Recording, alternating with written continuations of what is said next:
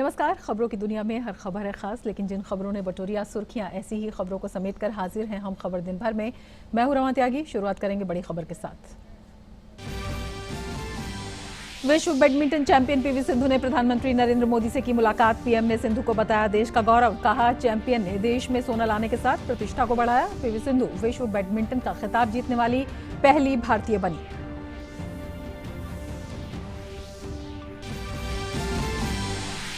प्रधानमंत्री नरेंद्र मोदी ने 3 देशों की यात्रा से लौटने के बाद दिवंगत पूर्व केंद्रीय मंत्री अरुण जेटली के आवास पर जाकर उन्हें दी श्रद्धांजलि। परिजनों को दी सांत्वना। गृह मंत्री अमित शाह भी थे मौजूद।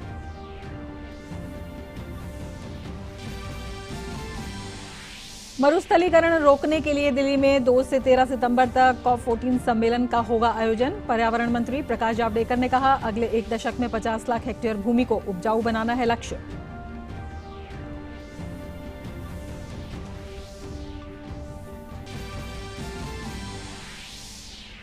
जम्मू कश्मीर के बारामूला में 2 आतंकवादियों को संयुक्त अभियान के दौरान पकड़ा गया। भारी मात्रा में हथियार बरामद। पाकिस्तान ने फिर किया संघर्ष विराम का उल्लंघन। भारतीय सेना का मुंहतोड़ जवाब।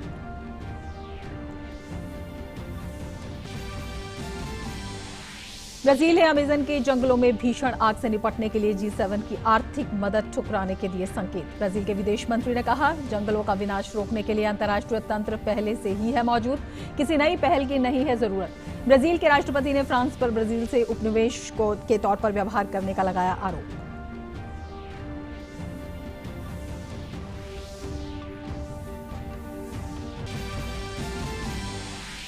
ईरान के राष्ट्रपति हसन रूहानी ने कहा प्रतिबंध हटाए बिना अमेरिका के साथ नहीं होगी कोई बातचीत। अमेरिकी राष्ट्रपति डोनाल्ड ट्रंप ने परिस्थितियों के अनुसार सभी मतभेदों को दूर करने के लिए रूहानी से मिलने के दिए थे संकेत।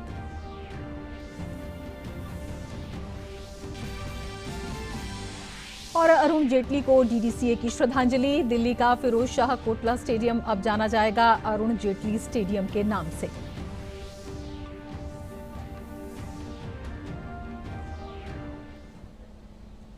और अब समाचार विस्तार से। विश्व बैडमिंटन चैंपियनशिप में स्वर्ण पदक जीतकर इतिहास रचने वाली पीवी सिंधु ने आज पीएम मोदी से मुलाकात की।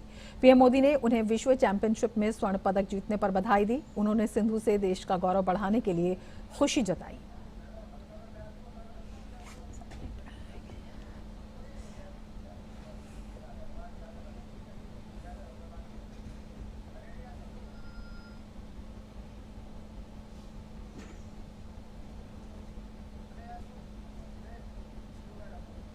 पीवी सिंधु ने खेल मंत्री किरेन रिजिजू से भी नई दिल्ली में मुलाकात की। इस मुलाकात के दौरान खेल मंत्री ने सिंधु द्वारा हासिल कामयाबी को देश के लिए गौरव का पल बताया। उन्होंने कहा कि उनकी शुभकामनाएं सिंधु के साथ हैं। इस मुलाकात के दौरान सिंधु के कोच पुलेला गोपीचंद भी उनके साथ मौजूद रहे। प्रधानमंत्री नरेंद्र मोदी ने आज अपने सहयोगी और पूर्व वित्त मंत्री दिवंगत अरुण जेटली के घर पहुंचकर उन्हें श्रद्धांजलि अर्पित की। उन्होंने अरुण जेटली की तस्वीर पर श्रद्धा सुमन अर्पित किए और परिवार को सांत्वना दी। पीएम ने जेटली के कैलाश कॉलोनी स्थित आवास पहुंचकर उनकी पत्नी संगीता जेटली, पुत्री सोनाली जेटली और बेटे रोहन जेटली से बात की। पीएम मोदी पूर्व वित्त मंत्री अरुण जेटली के निधन के वक्त विदेश में थे। उस समय रक्षा मंत्री राजनाथ सिंह ने उनकी ओर से जेटली को श्रद्धांजलि दी थी। पीएम मोदी ने बहरीन से ही अरुण जेटली के परिवार से बात कर अपनी संवेदना जताई थी। पीएम मोदी ने बेहद भावुक लहजे में कहा था कि जिस दोस्त के साथ सार्वजनिक जीवन और राजनीतिक यात्रा पर कदम से कदम मिलाकर चले, हर पल एक दूसरे के साथ जुड़े रहे और साथ मिलकर जूझे, सपनों को सजाने और सपनों को निभाने का सफर जिनके साथ किया, उस दोस्त अरुण जेटली ने आज अपनी देह छोड़ दी।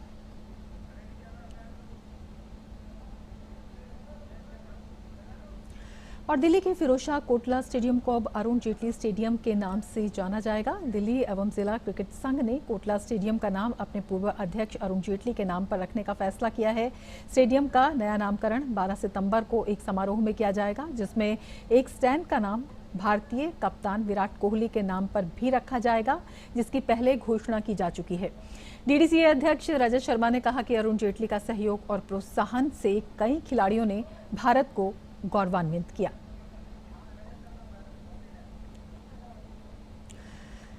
और आइए जुड़ते हैं डीडीसीए के अध्यक्ष रजत शर्मा के साथ। रजत जी, बेहद महत्वपूर्ण कदम और जिस तरह से कई खिलाड़ियों को, कई बड़े नामों को प्रोत्साहन दिवंगत अरुण जेटली के द्वारा मिला, किस तरह से कितना महत्वपूर्ण योगदान आप देखते हैं? आपने ठीक कहा कि बहुत बड़े बड़े प्लेयर्स, विराट कोहली, वीरेंद्र सहवाग, गौतम गंभीर, ऋषभ पंत, एक जनरेशन के बड़े बड़े प्लेयर्स को अरुण जी ने प्रोत्साहित किया और आज वो दुनिया में नाम कमा पाए। भारत का नाम किया, डीडीसीए का नाम किया। अरुण जी 13 साल तक डीडीसीए के अध्यक्ष रहे और बड़े कुशल प्रशासक थे। बहुत अच्छे से उन्होंने डीडीसीए चलाया।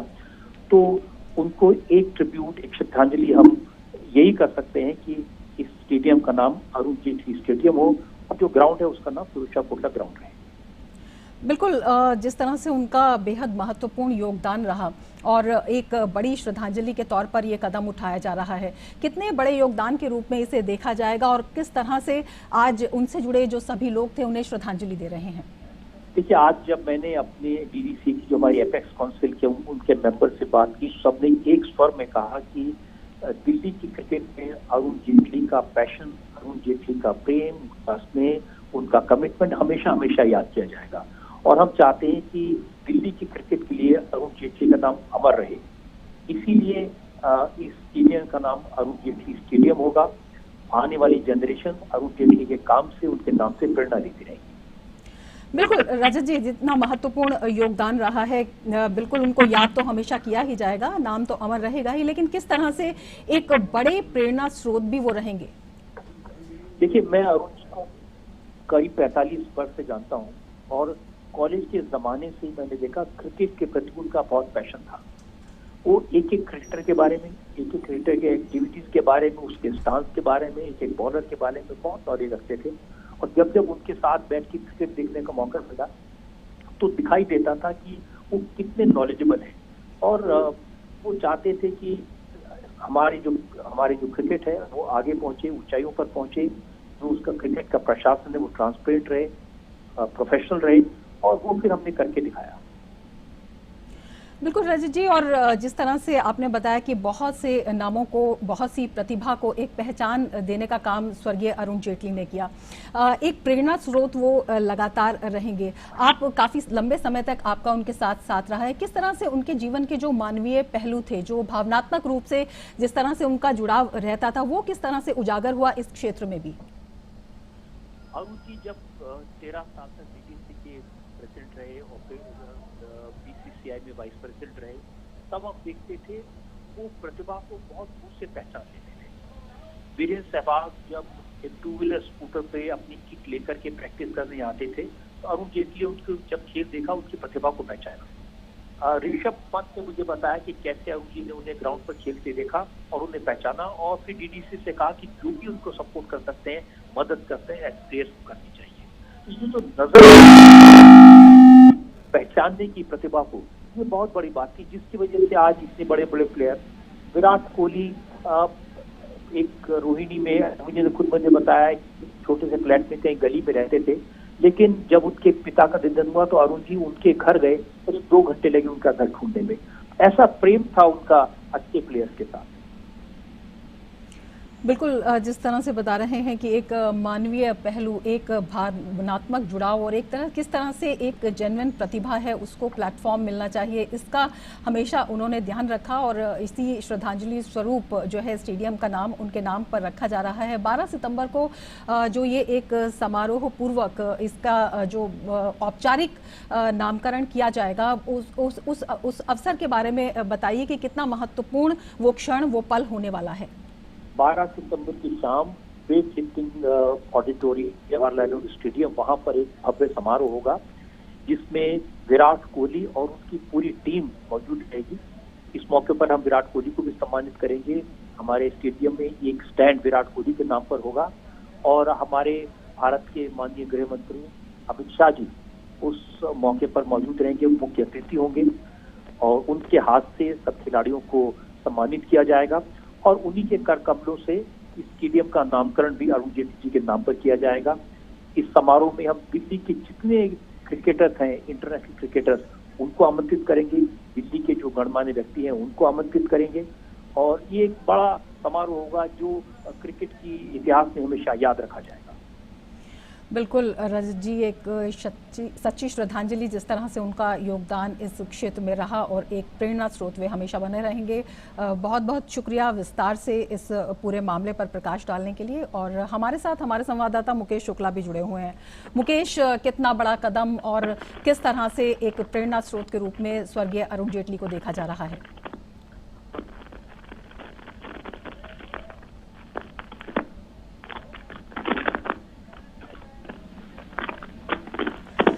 हमारे संवाददाता मुकेश शुक्ला, जिनसे हमारा संपर्क फिलहाल नहीं हो पा रहा है। बिल्कुल, जिस तरह से बात हो रही थी, जिस तरह से जेटली जी का कार्यकाल था, जिस तरह से वो कार्य करते थे, अपनी लोकप्रियता के लिए जाने जाते थे। कोई भी खेमा हो, उनके पास जब भी मदद के लिए जाता था, वो उसकी पूरी मदद करते थे। और डीडीसीए में जो भी तमाम उपलब्धियां हैं, अगर डीडीसीए की कायाकल्प की बात की जाए तो उनके उपलब्धियों को बिल्कुल नहीं भुलाया जा सकता। जिस तरह से उन्होंने अपने कार्यकाल के दौरान पूरा डीडीसीए बदल के रख दिया था, स्टेडियम को नई शक्ल दी, वर्ल्ड क्लास स्टैंडर्ड का स्टेडियम बनाया। ये वो तमाम उपलब्धियां हैं जो जेटली जी के साथ, उनकी यादों के साथ डीडीसीए के लिए जुड़ी रहेंगी। और इसी को देखते हुए इस स्टेडियम का नाम अब अरुण जेटली स्टेडियम रखा जाएगा। हालांकि ग्राउंड को अभी भी फिरोज शाह कोटला के नाम से ही जाना जाएगा, लेकिन स्टेडियम का जो पूरा नाम रहेगा वो अरुण जेटली के नाम पे रहेगा। और सबसे पुराना स्टेडियम है ईडन गार्डन के बाद, अगर भारत में देखा जाए 1883 में ये स्टेडियम बनाया गया था।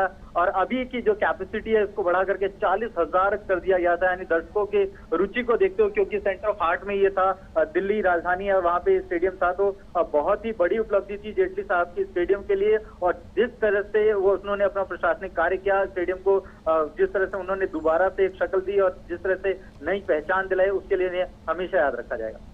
बिल्कुल, एक बड़ी श्रद्धांजलि स्वर्गीय अरुण जेटली को और एक प्रेरणा स्रोत के रूप में भी उनका नाम लिया जा रहा है और हमेशा आगे रहेगा। किस तरह से जो लोग हैं आज उन्हें याद कर रहे हैं?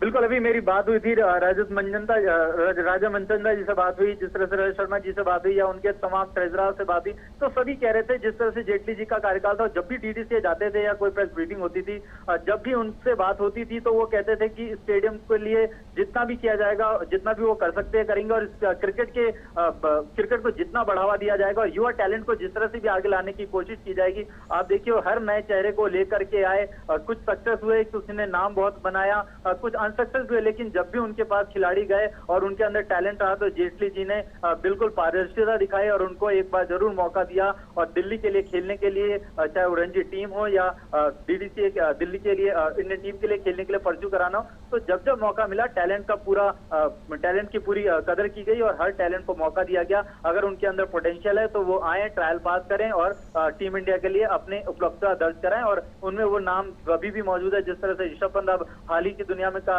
कर रहे हैं, जिस तरह विराट कोहली का नाम भी अभी एक स्टैंड उनके नाम पे भी रखा है। कितनी बड़ी उपलब्धि है विराट कोहली के लिए भी कि जब जब जेटली जी रहे और जिस तरह से उन्होंने अंडर-19 कैप्टनशिप में किया या अपनी कप्तानी में वर्ल्ड कप अभी जो उनका प्रदर्शन रहा काफी लाजवाब रहा। तो इस तरह के खिलाड़ियों के लिए वो हमेशा प्रेरणा के स्रोत रहे। वीरेंद्र सहवाग के लिए तो उनकी शादी से लेकर के और उनके तमाम करियर में उतार चढ़ाव में जेटली जी हमेशा खड़े रहते थे और एक स्तंभ के रूप में वो डीडीसीए के लिए खड़े रहते थे। बिल्कुल, डीडीसीए का एक कायाकल्प और न केवल कायाकल्प, न केवल प्रतिभा का प्रोत्साहन, बल्कि एक दिल से जो जुड़ाव होता है वो उनका यहाँ पर दिखाई दिया। 12 सितंबर को जो समारोह यहाँ पर होने वाला है उसकी क्या तैयारियां हैं मुकेश? बिल्कुल, जवाहरलाल नेहरू स्टेडियम में ये पूरा का पूरा कार्यक्रम आयोजित किया जाएगा, जिसमें होम मिनिस्टर अमित शाह की जाने की पूरी उम्मीद है, किरण रिजिजू जी के जाने की उम्मीद है। तो ये बड़ी ही एक पूरा कार्यक्रम है जिसमें विराट कोहली के नाम पे जो स्टैंड बनाया गया उसको भी वहां पर विराट कोहली को दिया जाएगा, उनके नाम पे उस स्टैंड का नाम रखा जाएगा। और वो जो कार्यक्रम होगा वो चाहेंगे कि जितना बड़ा आयोजित किया जा सके, डीडीसीए उतना बड़ा उसको आयोजित करने की कोशिश करेगा। और ये जरूरी है कि जिस तरह से जेटली साहब ने काम किए क्रिकेट को बढ़ावा देने के लिए, क्रिकेट की पारदर्शिता के लिए, ना केवल डीडीसी में, बीसीसीआई में भी अगर जाए तो उनकी तूती बोलती थी। जिस तरह से वो अपने बोल्ड डिसीजन के लिए जाने जाते थे। आप देखिए फिरोज शाह कोटला में जब उछलती हुई गेंदों पे श्रीलंका के खिलाफ मैच अबेंडन किया गया, बैन लगा, तो जेटली जी थे जो खड़े रहे डीडीसीए के साथ और उन्होंने उस बैन को लिफ्ट कराने में काफी मदद करी। तो ऐसे कई बार चढ़ाव आए जब जेटली जी खिलाड़ियों के लिए खड़े रहे, स्टेडियम के लिए खड़े रहे और अपनी टीम के लिए खड़े रहे। तो इस कार्यक्रम में निश्चित तौर पर जब ये पूरा का पूरा स्टेडियम का अनाउंसमेंट होगा तो एक नया माहौल देखने को मिलेगा और उनकी याद में इससे बढ़िया कोई भी वो पल नहीं होगा जो उनको ट्रिब्यूट किया जाए। बिल्कुल मुकेश, उनका योगदान हमेशा याद किया जाता रहेगा और उन्हें सच्ची श्रद्धांजलि के रूप में ये एक अहम कदम के रूप में जाना जाता रहेगा। फिलहाल मुकेश, शुक्रिया पूरी जानकारी के लिए। बुलेटिन में फिलहाल लेते हैं एक ब्रेक। आप देखते रहिए डीडी न्यूज़।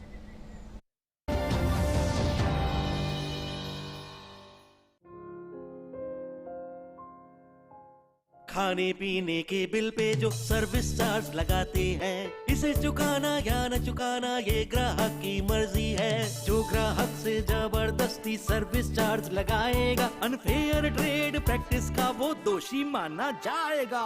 रेस्टोरेंट द्वारा ऐसा करने पर ग्राहक कंज्यूमर फोरम यानी उपभोक्ता मंच की शरण ले सकता है। सर्विस चार्ज जरूरी नहीं, ग्राहक की मजबूरी नहीं। अरे भैया, क्या हमेशा के लिए बैंगलोर जा रहे हो क्या? प्लानिंग तो परफेक्ट होनी चाहिए ना। अब वहाँ किसी चीज़ की ज़रूरत होगी तो क्या भोपाल वापस आऊँगा? फिर ठीक है, लेकिन वहाँ अपना आधार अपडेट करना नहीं भूलना। आधार अपडेट? हाँ।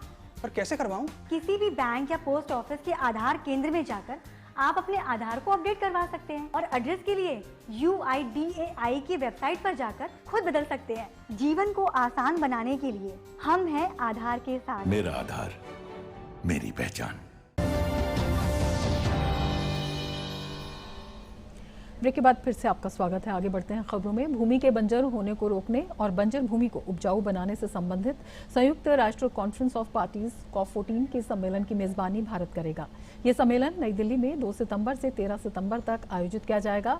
आज नई दिल्ली में इस बारे में जानकारी देते हुए पर्यावरण मंत्री प्रकाश जावड़ेकर ने बताया कि सम्मेलन में 200 से अधिक देशों के 3000 से ज्यादा प्रतिनिधि भाग लेंगे। इसमें करीब 100 देशों के मंत्री भी हिस्सा लेंगे। उन्होंने कहा कि प्रधानमंत्री नरेंद्र मोदी भी इस सम्मेलन में शामिल होंगे। उन्होंने कहा कि चीन के बाद भारत 2 वर्ष के लिए इस संगठन का मेजबान और अध्यक्ष रहेगा। पर्यावरण मंत्री ने बताया कि सम्मेलन में भूमि क्षरण, कटाव और उसके बंजर होने की स्थिति से निपटने के बारे में विचार किया जाएगा। India is hosting this wonderful COP14 and we will have assumed the presidency during this, and India will be playing a lead role in combating desertification. For next 2 years, we will be the president and we will move the world in the right direction by taking cooperation of all countries. More than 200 countries are coming. They have confirmed their participation. More than 3,000 delegates have confirmed. Nearly 100 ministers are coming. 94 have confirmed. And all the UN officials will be there. One एवं पर्यावरण मंत्री प्रकाश जावड़ेकर ने बताया कि अगला 10 सालों में 50 lakh hectare मरुस्थल भूमि को उपजाऊ बनाने का लक्ष्य है। We have taken a target, as our ministry has taken a target to restore 50 lakh hectares of land by 2030. So from degraded land, we will convert into a fertile land. So that is our main target, and we are also establishing one Center of Excellence in Dehradun to help the world to gear up the research and start learning from each other and making progress to combat desertification. So that will be our thing, and whatever be the New Delhi declaration will be there. That is the common resolve of the world, and that resolve we will also take it forward and make an effort, positive effort, to ensure that the world also follows what Delhi decides. Bhajpa के कार्यकारी अध्यक्ष JP Nadda ने हरियाणा के अंबाला में भाजपा विजय संकल्प संवाद में भाजपा कार्यकर्ताओं को संबोधित किया। उन्होंने कहा कि पार्टी को बूथ स्तर पर मजबूत करने के साथ राज्य सरकार के काम को लोगों तक पहुंचाना है। आपके पास नेता भी है, नियत भी है, नीति भी है, कार्यक्रम भी है और कार्यकर्ता आप जैसे कार्यकर्ता भी है। आप आगे बढ़ें, बूथ को संभालें, बूथ की हर बारीकियों पर काम करें। इस वातावरण को हमको परिवर्तन करना है अपने वोट में। इस वातावरण को हमको परिवर्तन करना है अपने ईवीएम मशीन में, और उसके लिए आपको एक एक वोट पर, एक एक मोहल्ले में, एक एक गली में, एक एक मकान तक पहुंचकर मोदी जी का संदेश, मनोहर लाल खट्टर जी का संदेश, हमारे नेताओं का संदेश आपको पहुंचाना होगा और उसको पहुंचा करके यशस्वी बन करके भारतीय जनता पार्टी को जीत हासिल दिलानी होगी। केंद्र सरकार का प्रतिनिधिमंडल जम्मू कश्मीर के दौरे पर है। केंद्र की ये टीम राज्य में विकास के रोड मैप का खाका तैयार करेगी। प्रतिनिधिमंडल जम्मू कश्मीर और लद्दाख में विकास के लिए ज्यादा से ज्यादा आर्थिक मदद देने की योजना तैयार करेगा। केंद्र की कश्मीर जाने वाले प्रतिनिधिमंडल में सचिव के साथ सीनियर अधिकारी शामिल हैं। प्रतिनिधिमंडल घाटी में school, college, skill development centre जैसी संभावनाओं पर विचार कर आगे की योजना को अमली जामा पहनाएगा। कश्मीर घाटी में स्थिति सामान्य है और सड़कों पर वाहनों की आवाजाही सुचारू रूप से हो रही है। उधर जम्मू कश्मीर पुलिस, सीआरपीएफ और सेना ने एक साझा अभियान चलाकर बारामूला में 2 आतंकवादियों को पकड़ा है। उनके पास से बड़ी संख्या में हथियार और गोला बारूद बरामद हुए हैं।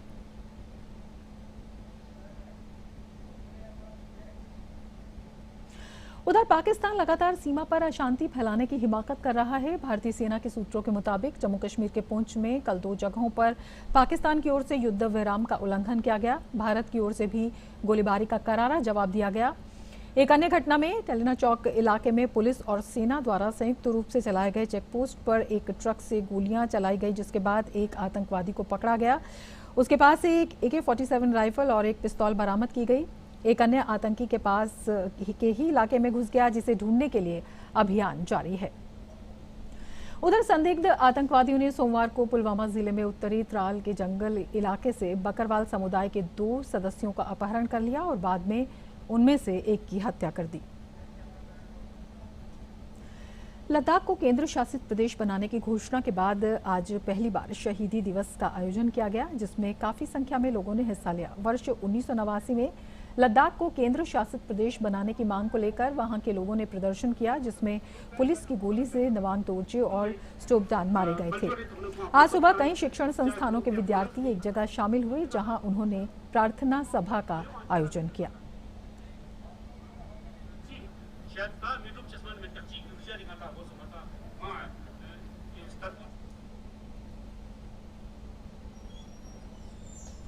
बुलेटिन में अब लेते हैं एक ब्रेक। आप देखते रहिए डीडी न्यूज।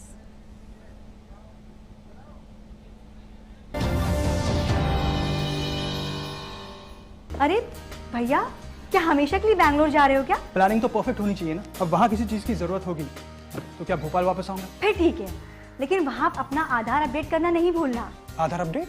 हाँ।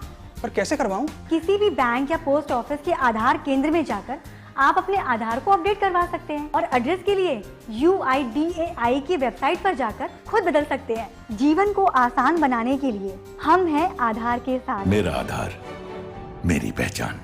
आपका लेटर। सबरे नमस्ते, हम हैं बस, जो आपके बच्चे को कर देते हैं बस। याद होगा आपको, अभी तो आपकी मुन्नी के साथ हम खेल के गए थे। हम फिर से आ रहे हैं उससे मिलने। जल्द मिलते हैं। दस्त ऐसे दस्तक देकर नहीं आते। दस्त के लिए तैयार रहना। घर में ORS और जिंक है ना? दस्त की इलाज में देरी हुई तो शरीर में पानी और पोषण की कमी जानलेवा हो सकती है। इसलिए दस्त शुरू होते ही ORS और जिंक शुरू करें। दस्त के लिए तैयार रहना। घर में ORS और जिंक है ना? खाने पीने के बिल पे जो सर्विस चार्ज लगाते हैं, इसे चुकाना या न चुकाना ये ग्राहक की मर्जी है। जो ग्राहक से जबरदस्ती सर्विस चार्ज लगाएगा, अनफेयर ट्रेड प्रैक्टिस का वो दोषी माना जाएगा। रेस्टोरेंट द्वारा ऐसा करने पर ग्राहक कंज्यूमर फोरम यानी उपभोक्ता मंच की शरण ले सकता है। सर्विस चार्ज जरूरी नहीं, ग्राहक की मजबूरी नहीं। ग्राहक जागो।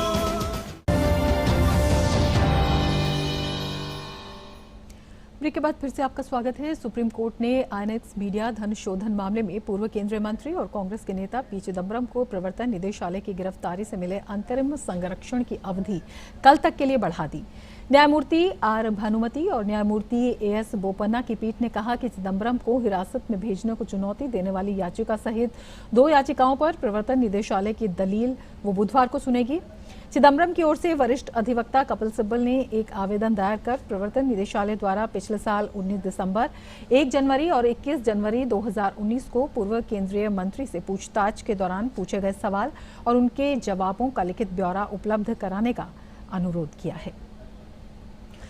आगे बढ़ते हैं, बात करेंगे स्वास्थ्य की। महामारी के दौरान महिलाओं के स्वास्थ्य को लेकर सरकार ने अहम पहल की है। अब प्रधानमंत्री जन औषधि केंद्र पर 1 रुपए में सैनिटरी नैपकिन मिलेगा। देश के 5,500 जन औषधि केंद्र पर सस्ती सैनिटरी नैपकिन मिलेगी। इसके अलावा जन औषधि संगम नाम से एक मोबाइल ऐप भी लॉन्च किया गया है, जिसमें लोग जन औषधि केंद्र का लोकेशन, दवाओं की उपलब्धता सहित कई जानकारी हासिल कर सकते हैं। इन दोनों सुविधाओं की शुरुआत केंद्रीय उर्वरक और रसायन मंत्री सदानंद गौड़ा ने की। देश की 48% ग्रामीण और 78% शहरी महिलाएं ही सैनिटरी नैपकिन का उपयोग माहवारी के दौरान करती हैं। माहवारी के दौरान सैनिटरी नैपकिन के उपयोग से कई बीमारियों से बचाव होता है, इसलिए सरकार सस्ती दर पर इनकी उपलब्धता सुनिश्चित कर रही है। This time he thought that within 100 days from the date of assuming the charge, I should provide these napkins at an affordable price. So our department, Mansukh Bhai is my state minister. Our department has been issued with the direction, pharmaceutical department issued with the direction that within 100 days you should provide these napkins. And especially nearly 5,500 our generic medicine shops should sell these napkins to the women of the country. उपभोक्ता संरक्षण कानून 2019 के सभी नियम दिसंबर तक तय कर लिए जाएंगे। केंद्रीय मंत्री उपभोक्ता मामले के मंत्री रामविलास पासवान ने सभी पक्षकारों के साथ बैठक कर 15 सितंबर तक सुझाव मांगे हैं। नई दिल्ली में मंगलवार को केंद्रीय उपभोक्ता मामलों के मंत्री रामविलास पासवान ने नए उपभोक्ता संरक्षण कानून के नियम तय करने के लिए बैठक बुलाई, जिसमें तमाम सांसदों सहित उपभोक्ता मामलों के जानकारों ने भाग लिया।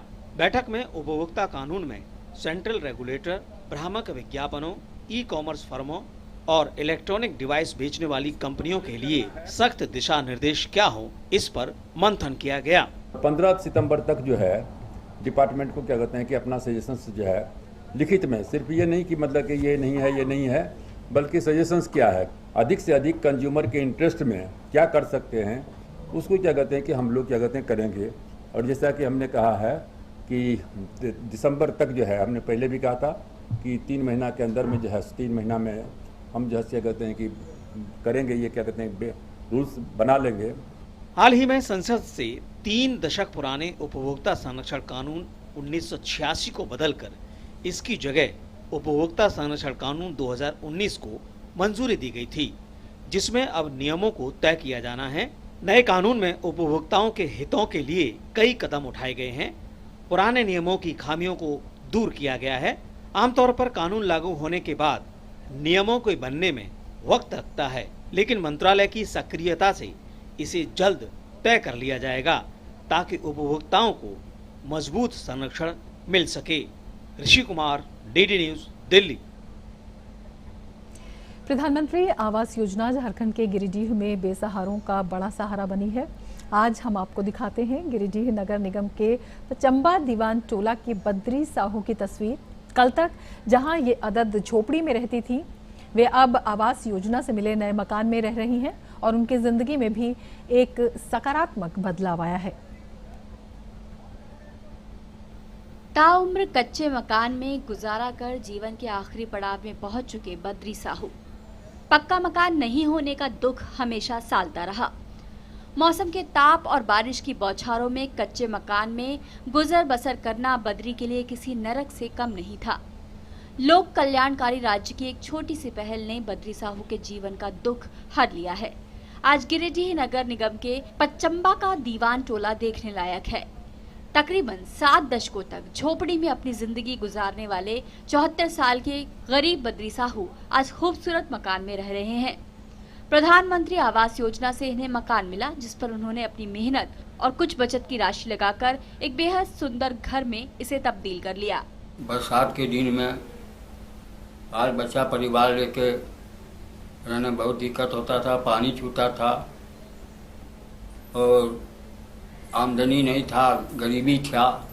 इस वजह से न घर बना सके न और कुछ कर न सक रहे थे। जब से मोदी सरकार हमारे आए हैं, मोदी सरकार के द्वारा हमको मकान मिला है बनाने का और अभी हम बहुत खुश हैं। मोदी सरकार को हम धन्यवाद देते हैं। बद्री साहू के परिवार वालों को अब अपना ठिकाना मिलने से काफी सहूलियत हुई है। बद्री की बहू का कहना है कि बरसात के दिनों में कच्चे मकान में रहने से बहुत दिक्कत होती थी।